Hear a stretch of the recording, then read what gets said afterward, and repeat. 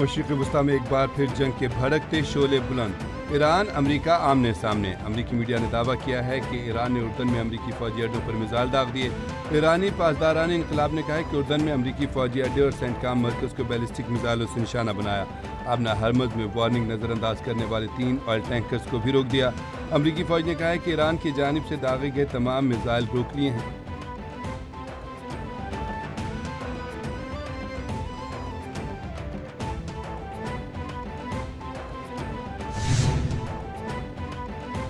مشرق وسطی میں جنگ کے بھڑکتے شعلے، سعودی عرب اور امریکی فورسز کے عراق میں ایران کے حامی گروپوں کے ٹھکانوں پر حملے۔ سعودی عرب اور سینٹکام نے عراق میں ایران نواز گروپوں کے ٹھکانوں پر حملے کیے۔ امریکی سینٹرل کمانڈ اور سعودی وزارت دفاع نے حملوں کی تصدیق کر دی۔ سعودی وزارت دفاع نے کہا ہے کہ ایران نواز گروپوں نے سعودی تیل تنصیبات کو نشانہ بنایا تھا۔ کارروائی حالیہ ڈرون حملوں کے جواب میں کی۔ سینٹکام نے کہا کہ عراق میں ایران سے وابستہ مسلح گروہوں کو نشانہ بنایا گیا۔ یہ گروہ امریکی فورسز اور سعودی توانائی ڈھانچے پر حملوں کی تیاری کر رہے تھے۔ گزشتہ 72 گھنٹے میں عراق سے 30 سے زائد ڈرون حملے کیے گئے تھے۔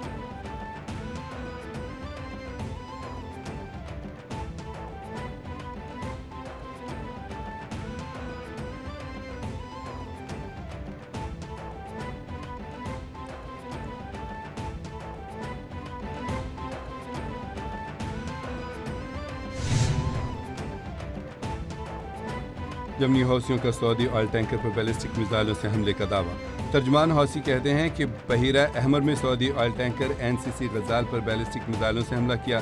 ٹینکر نے سعودی عرب کے خلاف اعلان کردہ بحری ناکہ بندی کی خلاف ورزی کی۔ سعودی عرب نے دی گئی وارننگز کو نظر انداز کیا۔ حملے کے بعد آئل ٹینکر کو اپنا راستہ تبدیل کر کے واپس لوٹنا پڑا۔ حوثی گروپ سعودی عرب کے خلاف بحری ناکہ بندی پر عمل درآمد جاری رکھے گا۔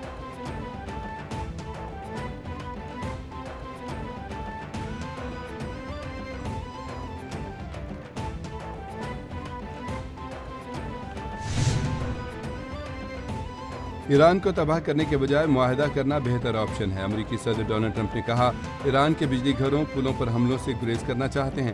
ایران سے اچھی بات چیت ہو رہی ہے، بہت امکان ہے کہ کچھ نہ کچھ ہو جائے گا۔ کبھی مذاکرات بہترین ہوتے ہیں، کبھی ایران کہتا ہے کہ بات نہیں کر رہے۔ بہت سے ریپبلکنز چاہتے ہیں کہ ایران کے خلاف فوجی کارروائی جاری رکھی جائے۔ تہران کے پاس مذاکرات کے لیے وقت کم، ڈیل یا تو جلد ہوگی یا نہیں ہوگی۔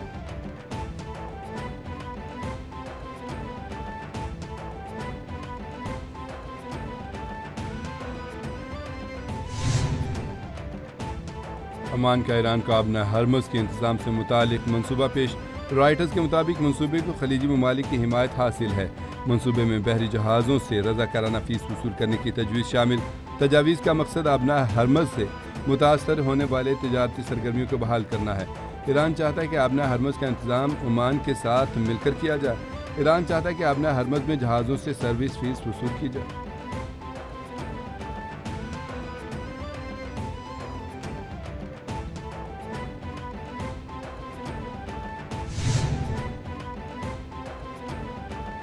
ایران نے ابنا ہرمز میں جہاز رانی کے انتظام سے متعلق عمان کی تجویز مسترد کر دی۔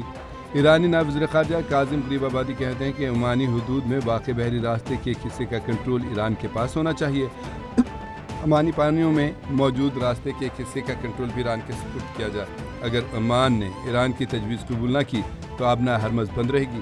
50% راستہ ایرانی اور 50% عمانی علاقائی پانیوں میں ہوگا۔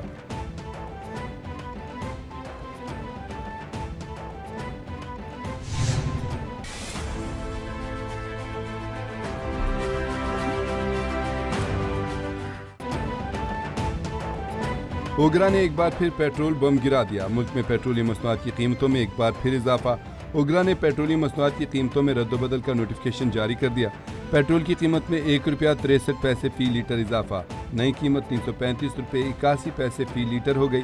ڈیزل کی قیمت ₹1.55 بڑھا دی گئی۔ ڈیزل کی نئی قیمت ₹388.38 فی لیٹر مقرر۔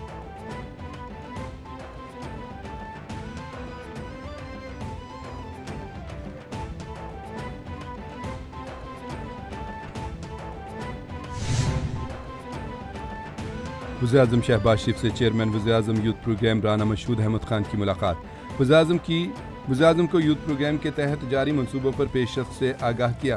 شہباز شریف نے کہا کہ روزگار کے مواقع کے لیے مؤثر اور جامع حکمت عملی پر بھرپور انداز میں کام کیا جائے۔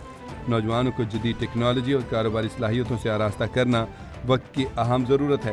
تعلیم یافتہ ہنرمند نوجوان ہماری قوم کے تابندہ مستقبل کے ضامن ہیں۔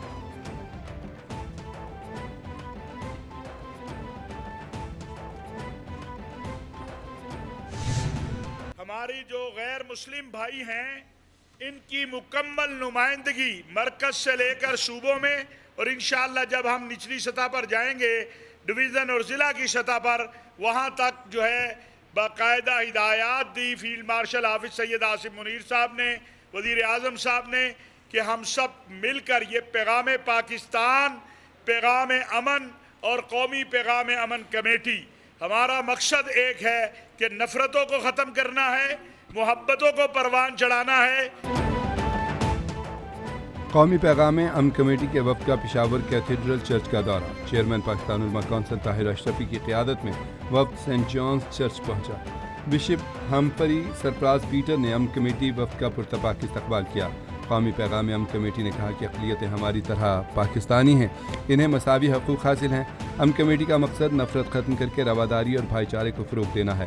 اسلام جبر کا قائل نہیں، کسی پر اپنی مرضی مسلط نہیں کی جا سکتی۔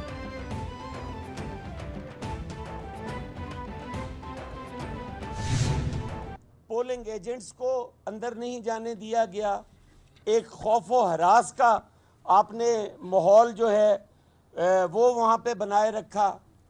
وہاں پہ تو الیکشن کمیشن جو تھا اس کا کردار سی سی ڈی والا تھا۔ الیکشن کمیشن فیصلہ کرتا تھا کس کو ہاف فرائی کر دو، کس کو فل فرائی کر دو، کس کے پولنگ ایجنٹس اٹھا لو۔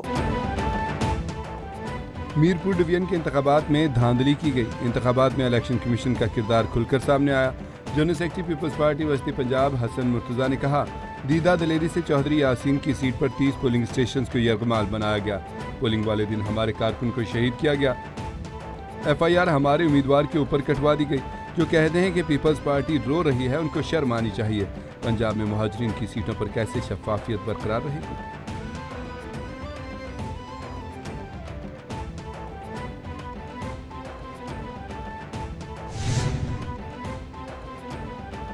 پانی محفوظ پنجاب محفوظ۔ وزیر اعلیٰ مریم نواز کا آنے والی نسلوں کے پانی کی حفاظت کا مشن۔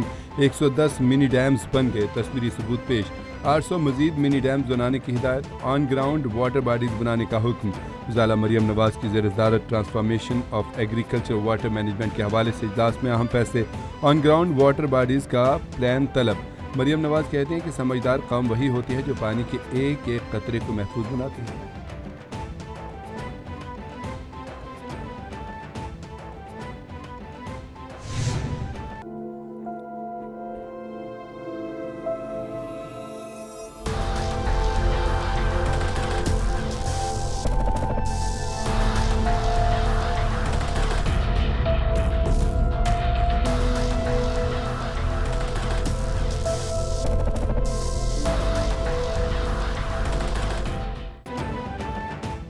ملک کے مختلف شہروں میں مونسون کے نئے اسپیل کی انٹری۔ لاہور، اسلام آباد، راولپنڈی سمیت دیگر مقامات پر بارش سے موسم خوشگوار۔ لاہور میں کالی گھٹاؤں کا راج، گرمی کی شدت میں کمی آ گئی۔ لاہور سمیت جڑواں شہروں میں صبح سویرے بادل برس پڑے۔ وزیرآباد، مرید کے، گجرانوالہ، خانپور اور ہری پور سمیت دیگر شہروں میں بارش۔ سندھ سمیت پنجاب کے دیگر اضلاع میں 5 اگست تک وقفے وقفے سے بادل برسنے کے امکانات۔